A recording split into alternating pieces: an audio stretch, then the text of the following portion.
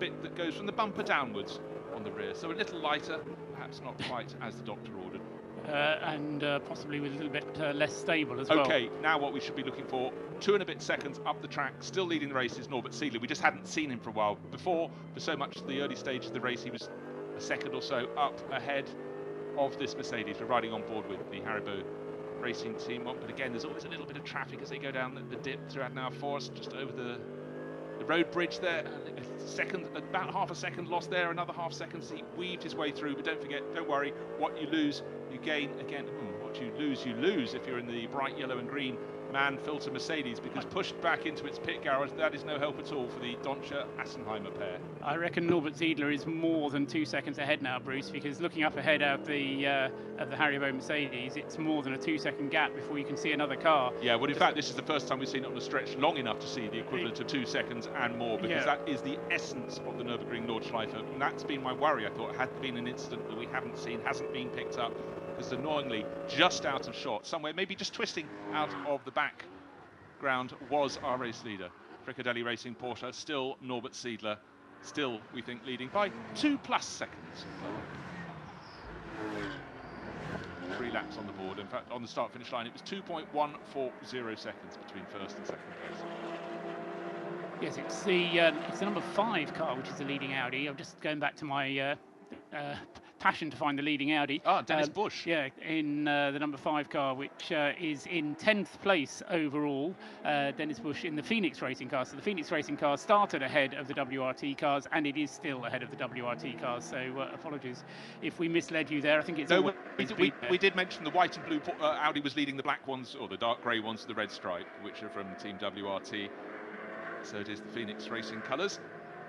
And we mentioned earlier that having had that break from the first 3 cars on the opening lap, that the pace was too hot between the Fricadelli Porsche and the Haribo Mercedes for the car in third, which was the Schnitzer BMW of Antonio Felix da Costa. At the end of last lap, he dropped to 9 and a bit seconds, nearly 10 seconds off the race lead. So he's lost 7 seconds to Uwe Altzen over the first 3 laps, and then sitting 1.5 seconds clear of the driver who races under the pseudonym of Steve Smith. Now, we talked about the Audi RS3 from the TCR class.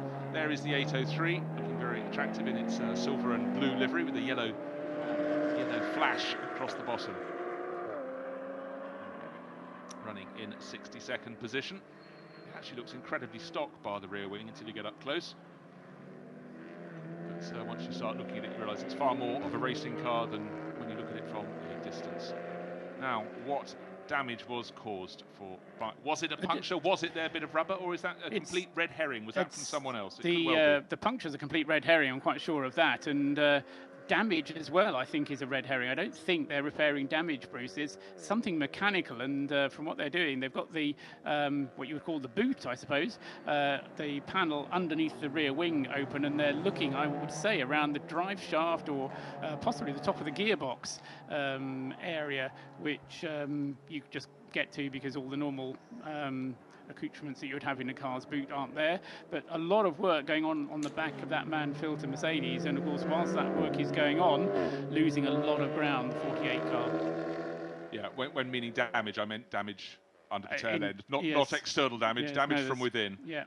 So certainly the TCR action draws the camera time after time, and this is Jens Ludman giving chase, but not getting past number 810, which is the Dayglow Green Bonk Motorsport Audi RS3. So several of those in the race, in fact, listed on the entry list. 3 Audi RS3s in the TCR class. So the man filters Mercedes, I can tell you, was reported as going slowly before it went into the pit.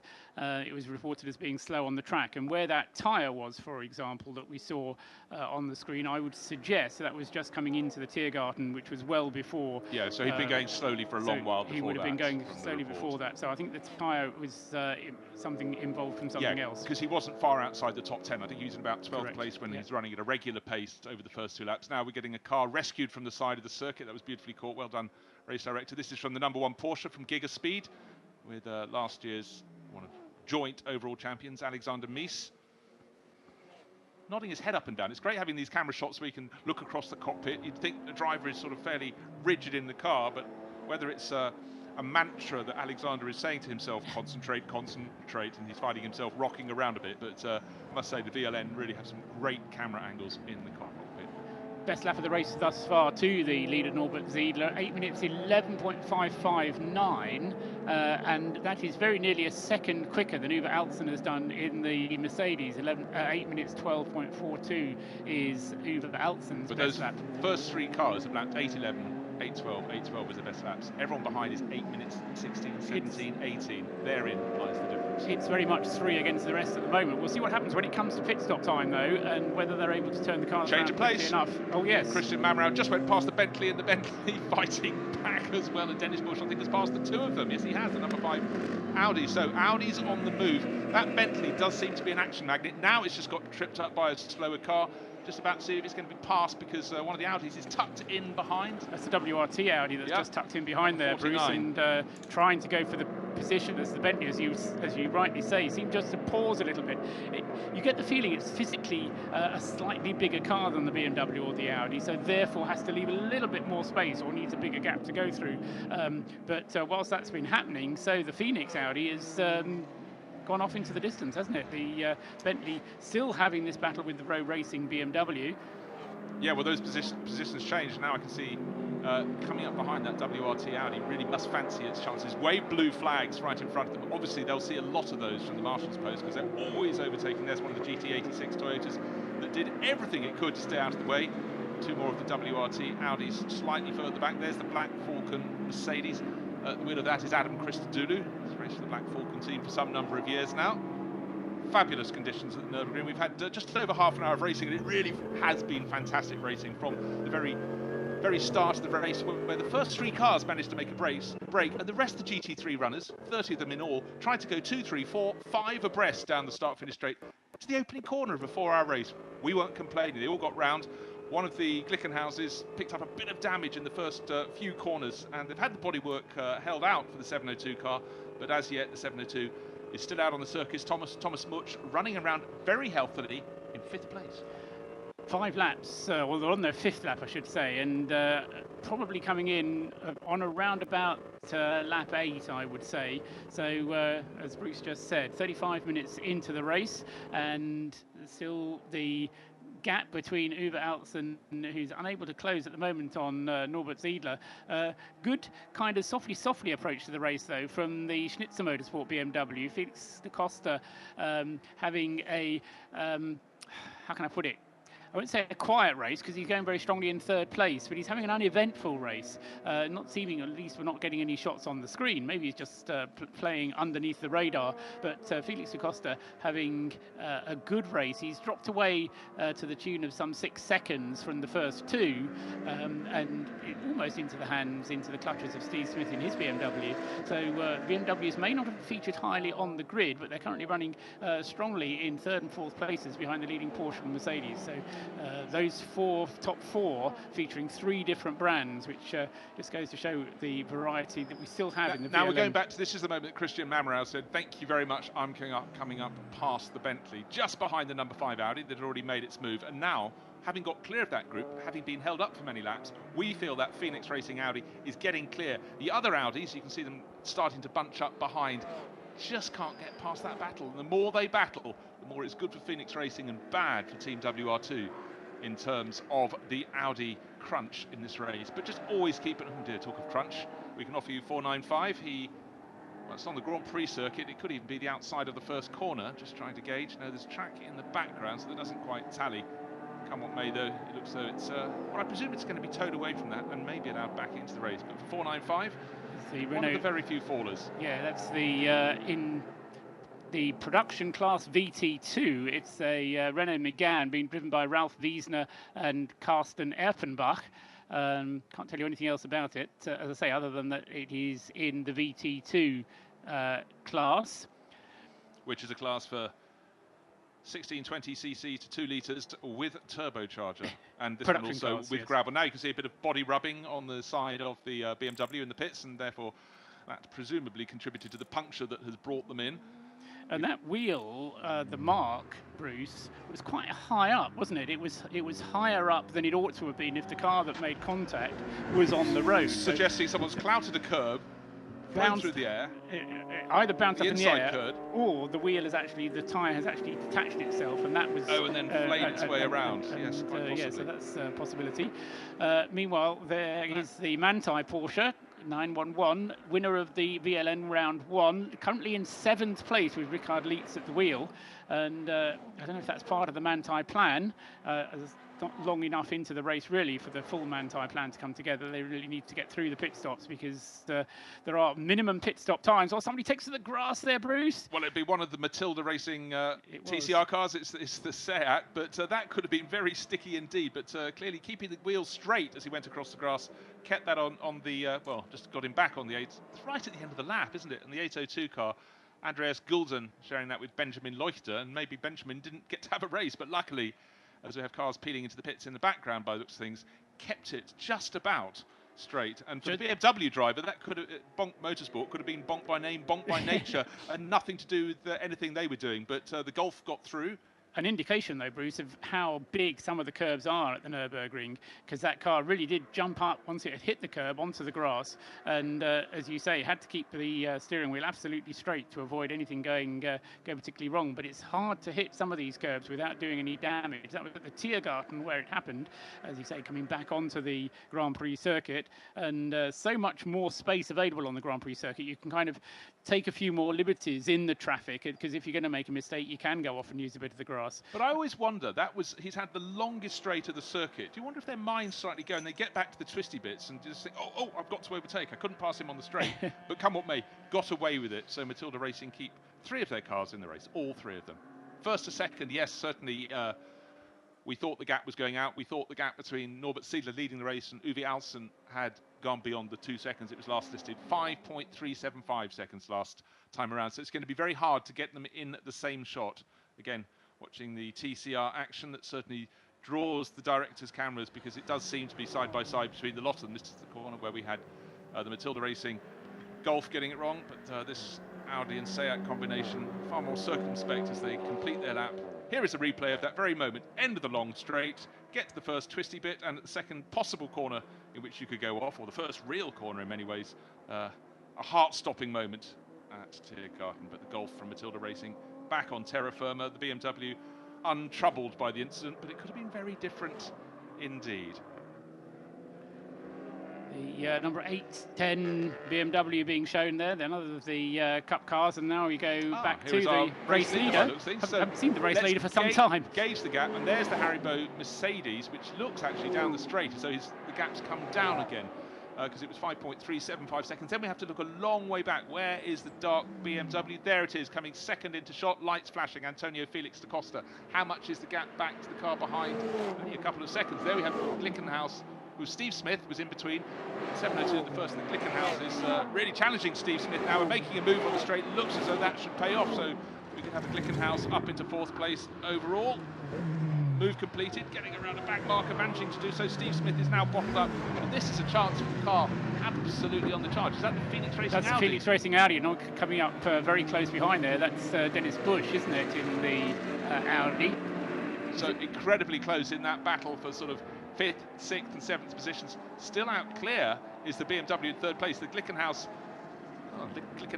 now 702 and 704 getting up close. Klaus Bachler's lost a little bit of ground. So the tail end of the top 10 super tight, and the WRT Audis now trying to bunch their way around the BMW down into turn 1. Phenomenal how close these cars are at this late stage in the race. 42 minutes into the race, they're just completing their 5th lap with half a dozen cars covered by 3 seconds. Well, they're all in your shop. Absolutely, they're all covered by a handkerchief there, with the Bentley now coming under a lot of pressure from the WRT Audi, which is in the hands of it's Nico Müller, isn't it, driving that one? Yes, it's Nico Müller driving the 49 car and putting a lot of pressure there on Chris Mamaroff in the Bentley as they turned through the Dunlop curve at the bottom of the Grand Prix circuit, now heading back up the hill from the bottom of the Grand Prix circuit.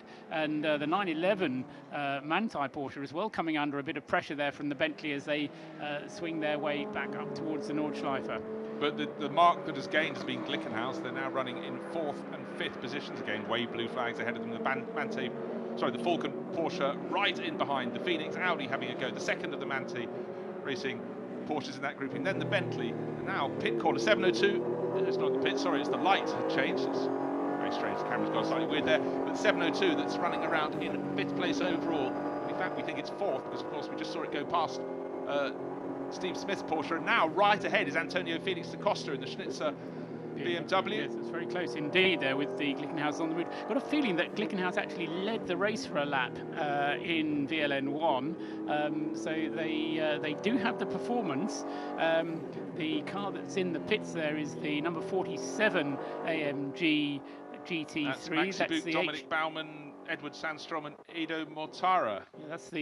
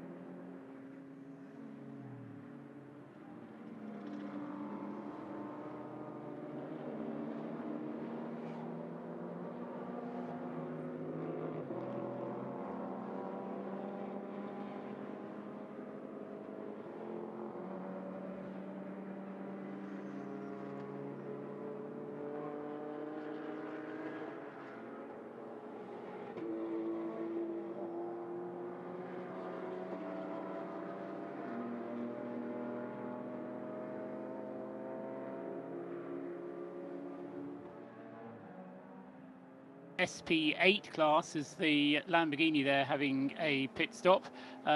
Just going back, we were talking earlier on about the Opel Manta with Volker Streichek behind the wheel.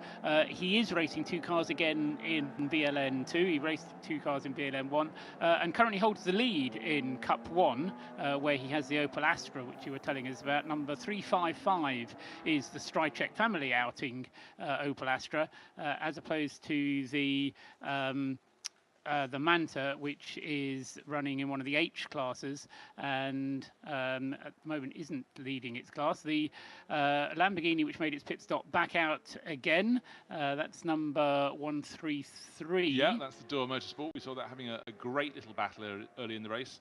This is in VLN and Special 8 class, which is 4 litre to 6.25 litres. And it's up pitched against Lexus RCF, well, a couple of Lexuses. Ferrari 458, we saw it fighting with that one, the NGK Sparkplug Racing Team entry of Mike Yeager, Stefan Kohler, Christian Kohlhaas. We've also got BMW M3 GTR, Ford Mustang GT as well in there. For many years, there's been a little bit of American muscle, always very popular in the VLN, but this year we've lost the Corvette, the C7R, that we'd hoped to be for here, for the VLN rounds, for the Nürburgring 24 Hours. That sponsorship problems led to the collapse of the program before the outset. But I must say, when you're out around the circuit, you do like the cars that really rumble when they come past. I know someone who's got a Mustang for sale if you're interested. No. Send me a message on Twitter. A racing one or no, it's a road going Mustang. No further news from the second of the two HTP Mercedes, which we saw coming into the pits, number 47. We've already lost number 48, but we wait news of the 47 car. So getting treated to sights of the Door Motorsports 133 Lamborghini Huracan, but of course that has lost ground. It's made a pit stop. I wouldn't suggest at this stage in the race that was necessarily planned, but they have quite a lineup of drivers in that car, so I expect they all want to have a go. No, sorry, I thought they had 4, they had 3. Now, riding on board again with Uwe Altsson, again trying to get his way through back markers at the carousel and very nearly clipping the back of a BMW that went up the banking a little bit, then drifted back down, passing the Golf with no problems at all. But these little moments can punctuate the lap around the circuit. Through her act, before I tell you a story, I was doing a little piece to camera watch with my back to the circuit just after her act, and it's at a point where the cars can take off and come into land, and all I heard as I just about delivered at the 400th attempt the perfect line was a screech of tyres.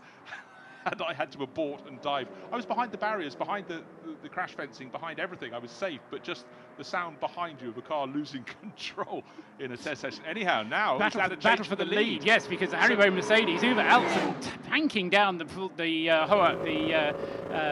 main straight, the Dottinger Hoa, and very nearly he was alongside Norbert Ziedler, but he just wasn't quite able to get through. They're coming to the end of the lap now through the Tiergarten S's. And still, Norbert Ziedler just manages to stay in front. But it was like Norbert was asleep. He'd been leading and into the pits. Into the pits comes the Haribo Mercedes. So it's pit stop time. So it was like he'd just been thinking, it's fine, I've been changed for third place because Felix da Costa has been passed, and through into third now goes Thomas Mutsch, and not that far behind will be the second of the Glickenhauses. There it is, right on the rear wing of the Schlitzer BMW. Any of those diving into the pits? No, oh yes, the BMW goes in. So up into what will effectively, or the bulk of the leaders, the race winner last time into the pits. And also the Bentley into the pits. Let's have a look at this replay. How much was the Porsche delayed by traffic? Backed off a little bit because the Mercedes, that hasn't been able to gain very much on it at all until this last half lap, suddenly got serious. This is right to, oh, you can see how the Porsche got really bunched, pushed to the inside of the circuit. One of the slowest cars right in front of it. That was the moment for the Mercedes with Uwe Altsson. But Uwe at this point knows I've got 3 corners to go. No, slightly more, a third of a lap to go, and then I'm coming into the pits. Fancied the lead, but now it clearly is driver change time for the top class cars. Yeah, so 51 minutes coming up on the race time, and with so many cars sharing pits, it is essential for them to stagger the pit stops just a little bit. So the number 99 BMW M6 having its driver change there. That was the car that was running in 18th place, Maxime Martin getting out of the car. Well, here's a replay of the Mercedes, and the Porsche couldn't get any closer at all down the straight. Well, I think what had happened, the first replay we saw was the Mercedes taking the lead just before Schwalbenschwanz. They then went through the Schwalbenschwanz with the Mercedes in the lead, and the Porsche was able to take the lead back again, going down the Dottinger Hoa. And here we have the Uwe Altsson holding up a finger in a very polite way. That wasn't a rude finger being held up. I think he's saying, I was in the lead. I was in the lead, yes. HTP Motorsport, we've seen their Mercedes in the pits a lot. We know the number 48 is parked in the garage with a gearbox problem out of the race. We saw 47 in a lap ago, and now not the speediest of pit stops for the 46 crew. Yeah, so Sebastian Asch, Hernard, Baumann and Muka, Dominic Baumann, of course, in the wars in that car at the previous race. And also look here how you get stacked in the pit lane. I should be able to pull off in front of that Porsche Cayman, go round it effectively, but very busy indeed. Yeah, but the problem is the fuel going into the white BMW there, which is having to really stretch the fuel line, and the line, the Mercedes is going to have to go underneath that fuel line in order to, if it goes out first, and presumably it will go out first because the BMW HTP Mercedes came in first. Leading group then, Uwe Altsson is in the pits, Norbert Ziedler out still on the circuit. The Glickenhausers go a little bit better on their fuel. They run in a slightly different class. They don't run as GT3 cars, they run as SPX class cars. That can give them a little bit better fuel consumption. Out of the pits then comes the 43 BMW, also the 911 Porsche coming out of the pits, having completed routine pit stops and back on their way again. Yeah, couldn't see if there was a great gain there, but what we saw in the opening handful of laps of the race was that though the 43 BMW Antonio Felix da Costa was very strong at the start, very positively up into third place, he then lost touch with the Haribo Mercedes and race-leading Fricadelli Porsche, and then he just fallen back into the grasp of the chasing pack, the pack that had been fighting so hard, maybe 8 cars almost side by side for lap after lap. They caught up. We saw the Glickenhauses catch, and one of them passed the BMW before it came into the pits. Then came the driver change, but just after the pit stop, it looks as though that yellow and green Mante Porsche has stayed about 2 or 3 seconds behind it. Should see it any moment now coming into the background of the shot as Timo Scheider starts to wind up the pace on the all-black BMW M6 from that legendary team Schnitzer up to the chicane. Of course, at this point, Paul, they're on the Grand Prix circuit through the chicane at the top of the hill, and then any moment now they start arcing to the left and onto the circuit proper. But that car looks so it's out for a test run, doesn't it, with that livery? It's all right. It doesn't look like Schnitzer colours at all, does it? It needs to be white with the BMW stripes to be proper Schnitzer.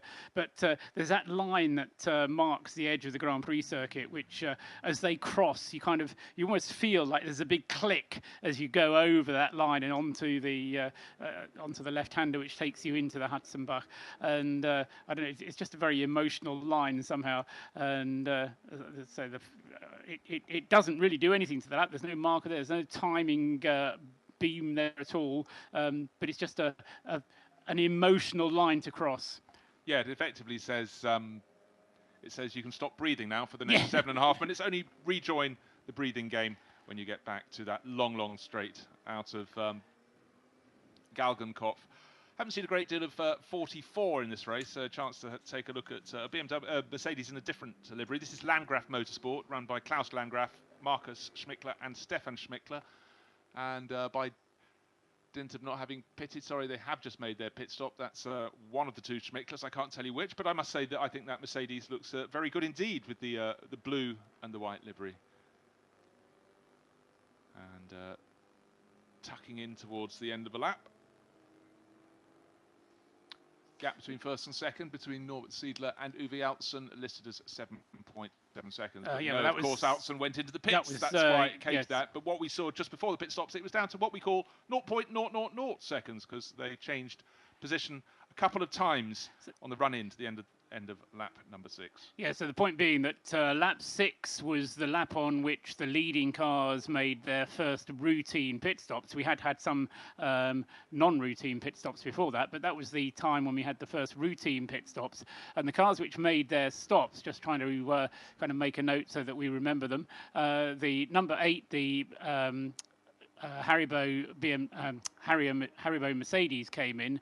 We also had number 43, Felix da Costa with his BMW, the 911 Manthey Porsche, the 37 Bentley, Chris Mamarov brought that car in, the 99 BMW, which Maxime Martin brought into the pits, 29 Audi, the Phoenix racing car, the number 29 car. Land Motorsport car, isn't it? 29. That's Christopher Haase car, is the Land Motorsport car. That made a pit stop. 46 Mercedes came in from the HTP team. That car had a routine stop. It's the only HTP car that we've had a routine stop from. And the only other car that came of the leading group that came in was number 20. So that was the leading group of cars that came in at the end of lap 6. Slightly earlier than I would have expected, but an hour or thereabouts. So these cars will run to an hour and 10 minutes on a tank full of fuel. So coming in at 50 minutes gives them the ability, gives them the fuel autonomy to run the whole race with just 3 pit stops. Yeah, and I also think the point, as we saw, even though only a smattering of the cars have been in, it's about finding, if you can save yourself a tiny bit of time in the pits, because they're not so busting as they could be on the 1 hour mark. There may be 2 or 3 seconds that you wouldn't have found out on the circuit. Well, absolutely, and we get used to seeing Formula 1 pit stops where the drivers pinpoint, stop the car with pinpoint accuracy. With these pit stops, you can't always stop the car with pinpoint accuracy because the place you want to stop may already be taken by somebody else. And there is a restricted number of fuel hoses that go into the cars. These aren't fuel hoses that are brought to the team or brought to the garages by the teams themselves. These are supplied by the Nürburgring, so those ones you have to use.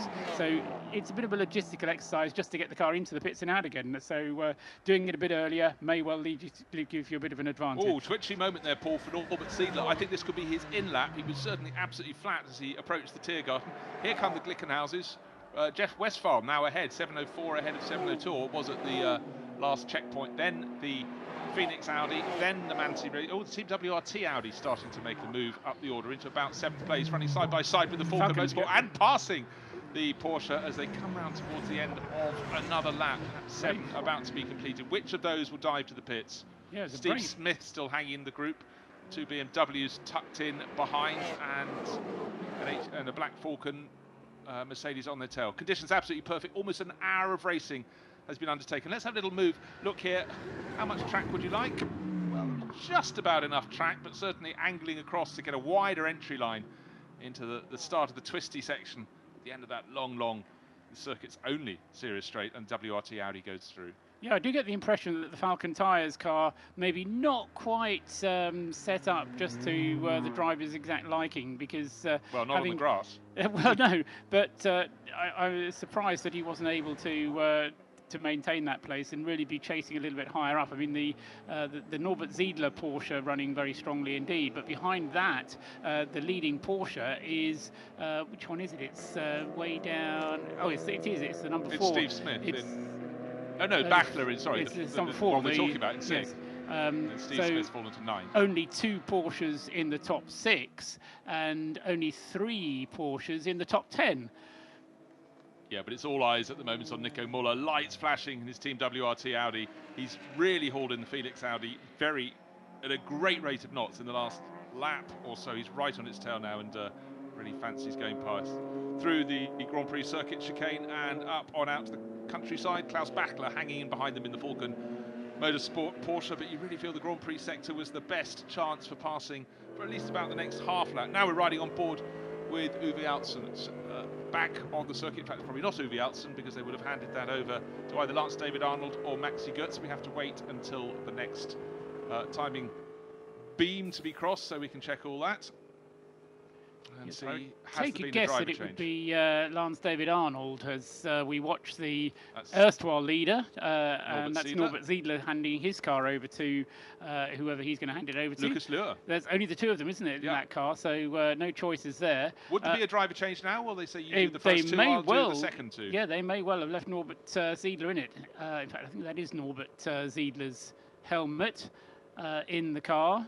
Team lined up, ready to give the car a little bit of a help for when the fuel is in. Yeah, red and white helmet, Austrian driver, that sort of makes sense, doesn't it, that Norbert stayed on board. However, normally when you say that, you then see him walking to the back of the pit garage, having handed over the car.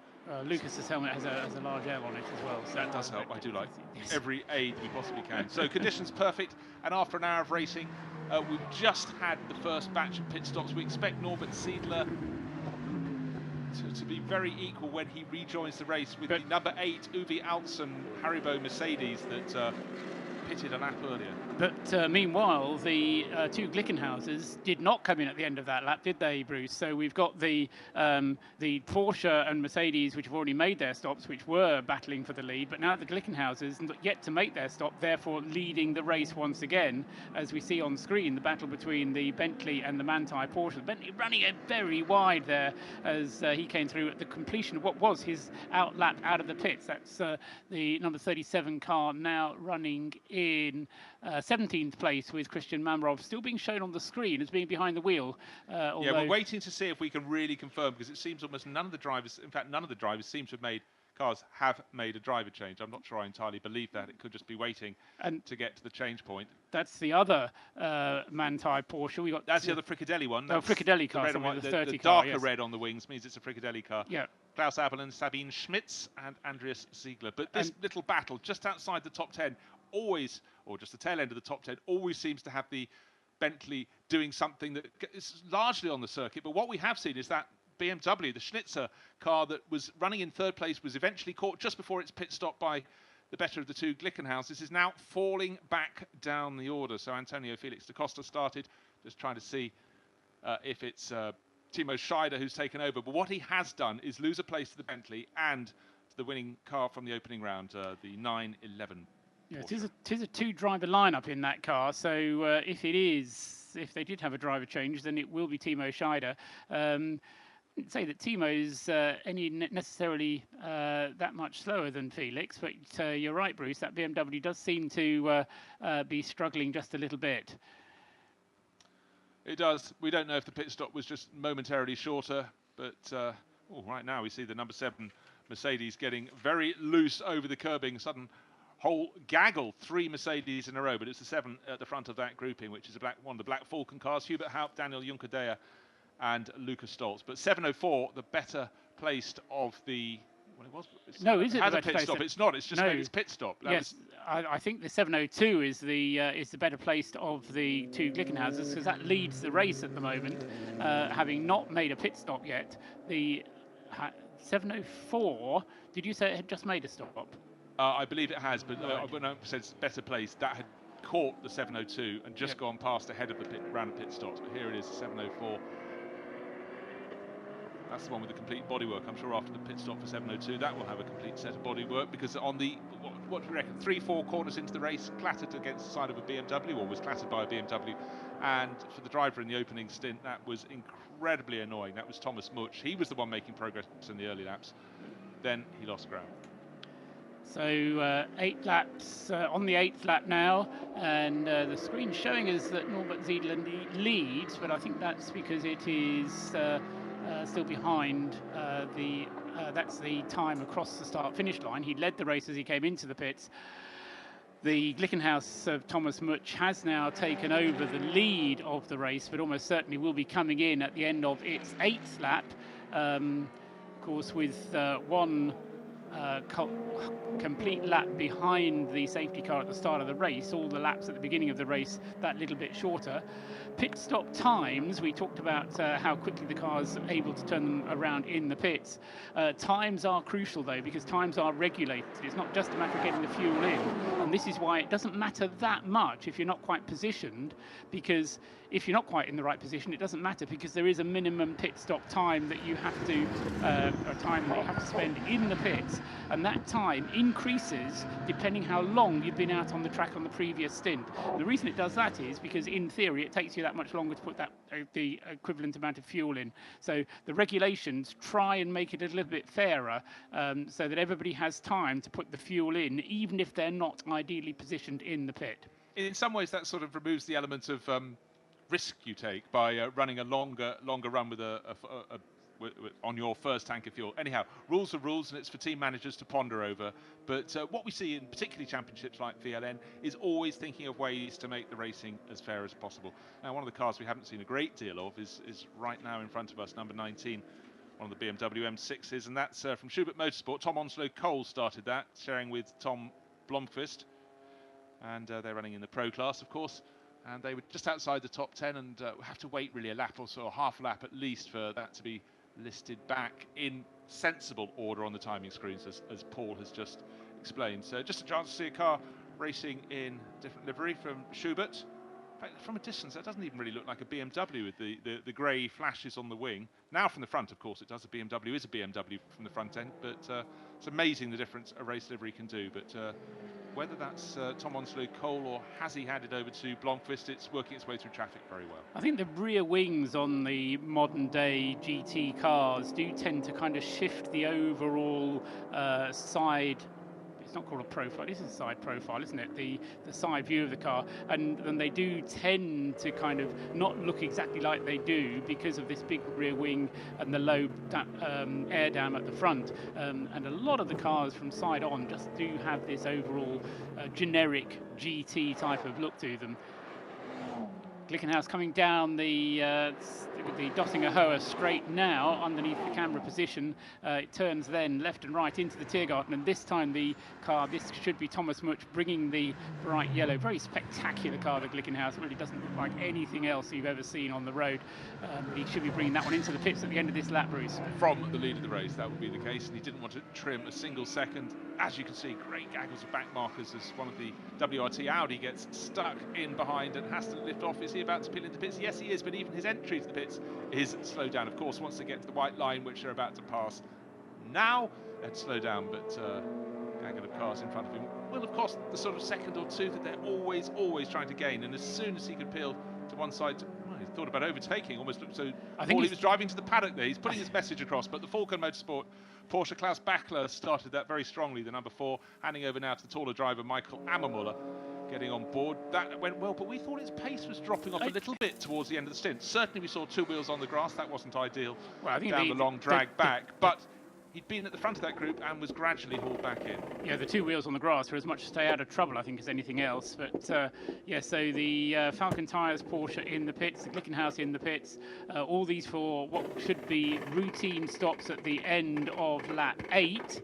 And as I say, although they'll be trying to do everything as efficiently as possible, there is this minimum time that they have to spend in the pits, which will be being monitored by not only with somebody from the team, but somebody from the organisation as well, which is why sometimes on the screen you see so many people with stopwatches standing beside the cars, also trying to get the fuel into the tank in the bonnet of the Porsche.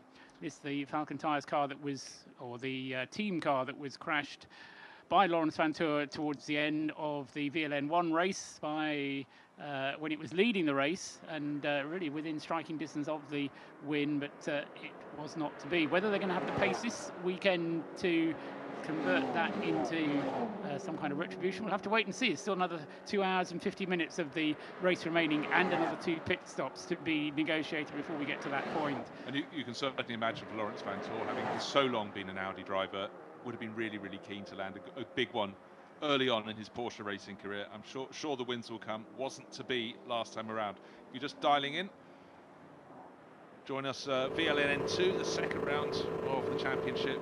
Great to be alongside Paul Trustwell and me, Bruce Jones, for RSL Extra, as we spread our coverage around the world and very much enjoying this arm of RadioLeMans.com covering the VLN. We've watched it in German over the years, Paul, but it's great to bring it to the English language audience and help grow the appeal of this series around the world, because it's clearly been for so long so popular in Germany. Who wouldn't want a chance to race on the Nürburgring Nordschleife? But 190 cars, this is serious motor racing. Well, as well, I think, I mean, you know, I'm not really a closet race fan, out in the open race fan, but I love going to the races.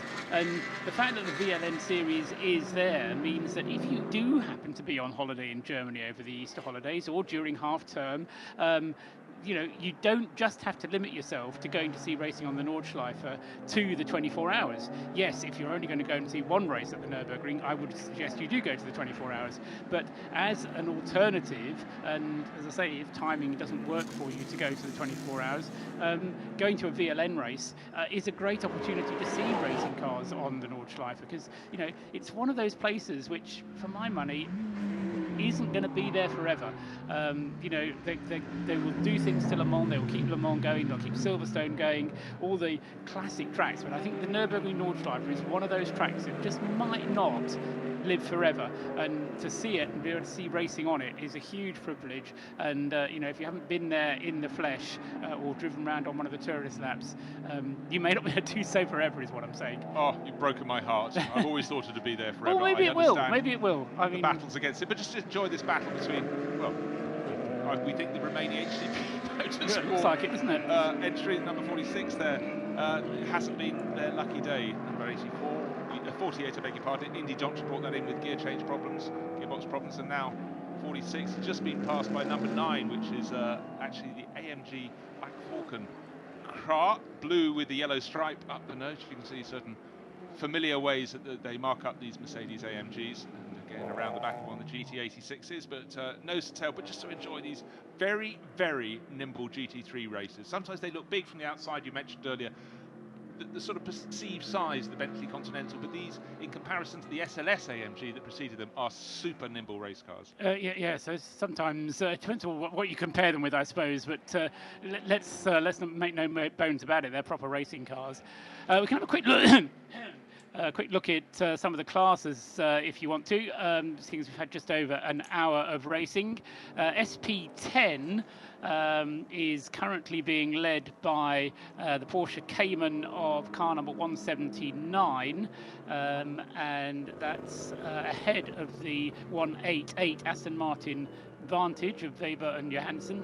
179 being driven by Krantz and Michael Terting, and then third in class SP10 is car number 172, another pair of Porsche Cayman. So it's Cayman, Aston Martin, Cayman in SP10, which is basically GT4. The SP9 class, that's the battle for the overall lead, so we'll gloss over that. SP8 currently being led by what is possibly the only Ferrari in the race, the 139 Ferrari 458, which is leading in SP8 ahead of two Lexuses, 135 and 136, the two Lexuses running second and third in SP8. In SP8T, BMW 235s to the fore there. That's the 152 and 153 leading in SP8. In class SP7, the Porsche 911 GT America, number 62 is leading that class from number 77, a GT3 Cup car, and then another GT3 Cup car in third place in SP7 is car number 90. In SP6, that's being led by another Porsche in that class, number 202, ahead of the Nissan 350Z, number 201. That's second in SP6 at the moment. In SP3T, the Audi TTS is leading that class, car number 317, ahead of the Lexus RC, car number 307, and then the Seat Cup Racer, number 311. In SP2T, that class being led by car 390, the Renault Clio car, ahead of number 384. And in SP3, that was SP2T, in SP3, another Clio Cup car leads that class, number 271, ahead of the Subaru BRZ, car number 292. So 271 leads 292 in SP3. That's not all of the classes, but it's a quick look down some of them. And the backdrop to all of that, as you run through the classes, the majority of 26 classes, some of them, was just the most fantastic onboard footage with Uwe Altzen, showing the very essence of what it is to drive a GT3 class car. The cars that are fastest in this race through the gaggle of back markers. He went left, he went right. Luckily, he didn't go under or over, but every single corner as they came at him thick and fast around the back of the circuit was a change of angle, a deviation from the racing line. But he's in very much the sharp end of the field. We've got a few cars in the pits at the moment, still waiting to see where the Glickenhauses will shake out after their pit stops. But at the moment on our timing screens, Thomas Mutsch is listed as leading the race overall in the 702. That was the one that had the bodywork damage at the front end from very, very early on the opening lap. Still cars coming into the pits as we've just gone past the 1 hour mark, in fact 1 hour and 16 minutes completed. Now riding on board the number 1 Porsche, started by Alexander Mies, one of last year's champions. Strange thing ahead of him, Paul. Almost a clear stretch of track, and then suddenly you go around a corner and there's another slower car. This is running in the Porsche Cup class car. Again, you can see the constant adjustments of line, as if it's not hard enough around this 24.3 kilometre lap to position your car. You've got to take into account those running in the other class cars. 190 cars started the race, and it seems pretty much with such fantastic spring weather conditions, we've got the vast majority of them still running. We know for sure number 48, one of the HTP Motorsport cars, out of the race. Yeah, and just reflecting on that number 1 Porsche screenshot that we saw from the onboard with all the extra bits of information on it, reaching 160 kilometers an hour, 100 miles an hour, as he was not just driving down the straight, that was turning through the corners, and that really does give you an impression of the commitment that is required driving these things, and some superb onboard shots being brought to us there from the Gigaspeed Porsche number 1. Now just looking at this pit stop for the number 202 Porsche, which is running in the SP6 class. category is just how many people are involved. Okay, let's do some very simple sums. 190 cars, let's say 3 drivers a car. We can do the sums on that, 570 drivers. We mentioned earlier, the marshal's out around the track now. We must have a go slow because Uwe Altsen, have we got a safety car? Is that a safety car in front of him? No, it's a slower back marker, but the whole thing has been... It's a yellow flag zone. There was some marks on the left-hand side there where there's a bit of mud debris and on the track. Just looking up ahead, so well flagged by the marshals. I was just coming on to talk about the marshals. How many of those are dotted out around the circuit? Then all the people with the clipboards in the pits, all the mechanics, all the crew. Still not up to the point at which the incident has occurred by the looks of things. The marshals leading out. There's code 6E. You can see the flag at the edge of the circuit. So we got to just past an hour and a quarter before we had one of those. Now, of course, code 60. Altsen, who's been pressing on so hard as we come to the scene of I think that's the Bonk Motorsport BMW at the side of the circuit. Can't see much more than that. Altsen wants that Mini to pick up the pace, but code 60, Uwe, is code 60, unless he's driving less than 60 kilometers an hour. I think that was Uwe's problem, was that the Mini saw the incident and slowed down to something more than, or something less than 60 kilometers an hour. That was on the run from the bottom of the Steilstrecke up towards the carousel, just after Klostertal, where that incident was, and good eyes there. We've got a very good screen here thanks to Tim's facilities here, and pretty sure you're right, it was one of the BMW Cup cars from Bonk Motorsport. It was black with a sort of BMW racing stripe. BMW shaped, yes. So the cause of that rather long caution area. It's not a caution period in that it doesn't affect the whole circuit. Wouldn't be any point in doing that for the whole circuit, but for a little bit of the track they do, and the ADAC does now use the Creventic purple flag, the purple flag with the white cross in the middle. GT86 has pulled off to the side of the circuit, doesn't hit a barrier or anything, just nearly possibly ran out of drive, and that was on the Grand Prix circuit. I think that was just before the Grand Prix circuit. Just before, yeah, that was in the background coming on to start-finish straight. Right, what we have now is the SP9 class, the GT3s that are leading this race, almost nose to tail, a whole gaggle of them, just around about very end of the lap, just in behind the green Audi, the TCR class. There is the BMW that ran third in the early laps. Antonio Felix da Costa had a very good start. He seems to have stayed on board, because certainly our timing screen hasn't flicked over to Timo Scheider.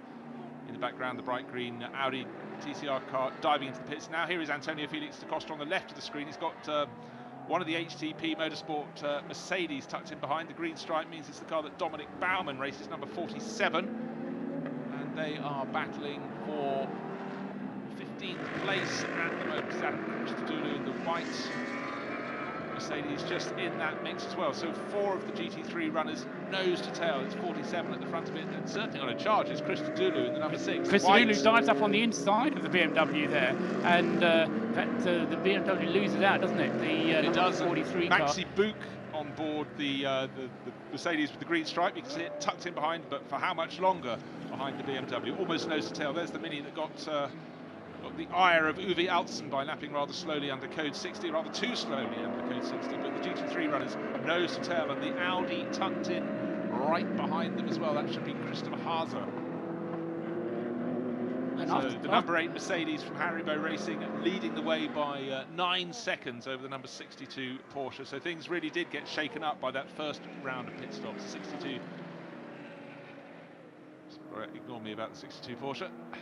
Yeah, so 9 laps then having been completed, in comes the Fricadelli Porsche, number 30 Fricadelli Porsche, as opposed to the number 31 car, the 31 being shared by Sabina Schmitz and Klaus Aberlan with Andreas Ziegler, and that car just having its routine pit stop at the end of lap 9. Leaders we saw on the screen having completed 9 laps, but our timing screen hasn't yet updated itself to the 9th lap completed, still showing the Thomas Much Glickenhaus at the head of the field, but that is a little bit out of date now, with the BMW having taken over, sorry, the Mercedes having taken over at the lead of the race with Uwe Altsen. Well, now we do have the updated screen. Uwe Altsen leading. It was the 62 Porsche of Kraling in second place, and very close behind him is the the Bentley number 37. Again, this is just being readjusted through the pit stops.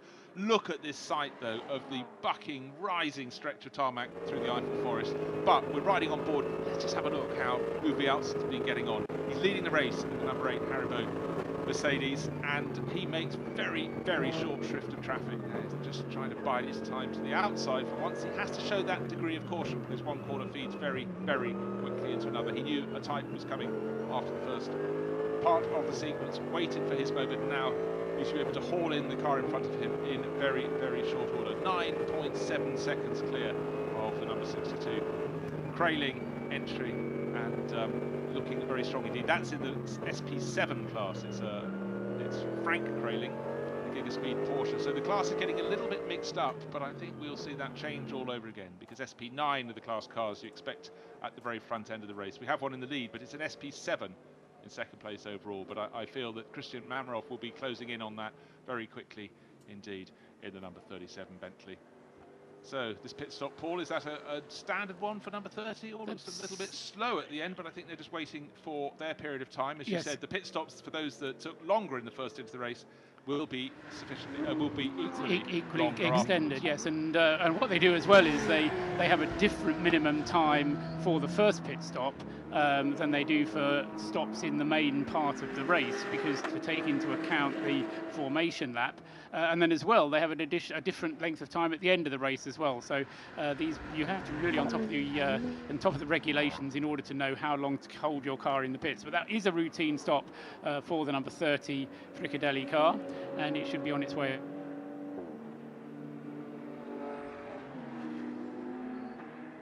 M235i BMWs, but they've sort of rather got shuffled down the order during the course of that sequence. In fact, down into 81st position. It's more than that, actually. Gosh, go down the screen quickly. It's number 669, which is Zils. It's not the race, the class leading one we're seeing at the moment. It's Jaeger and Adams.